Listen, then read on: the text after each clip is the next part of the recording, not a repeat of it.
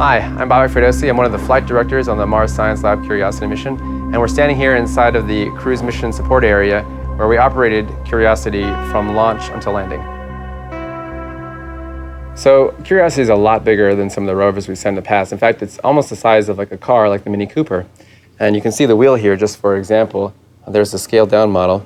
One of the reasons it has to be so big is because we're carrying just a lot more science than we used to. The previous Mars rovers carried about 5 kilograms or about 12 pounds. And this is carrying about 80 kilograms or 180 pounds or so. And I think one of the cool things that you'll see is we'll get to some of these more rocky, mountainous areas and be able to do all kinds of exciting science. Curiosity has a lot of scientific instruments on it and a lot of tools that are also on the rover to help us do the science. One of the first things you notice is Curiosity has a mast. It's like its head.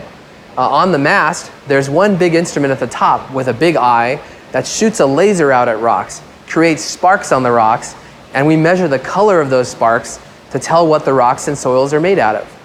Just below that big eye, there's a whole other set of cameras. These are our science cameras that help us navigate our way on Mars and figure out what the landscape is telling us. Another set of tools is located on a big 7-foot robotic arm.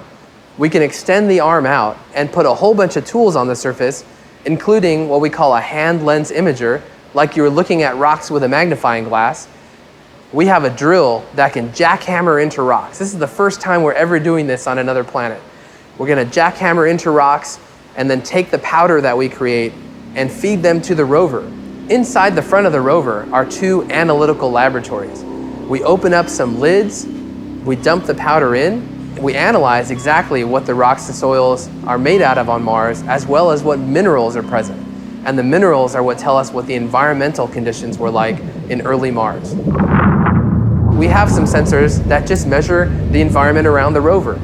For example, we have a weather station. We're going to figure out what the temperatures are, the humidity, the pressure, all the things you look in your daily weather report on Earth. We also measure the radiation.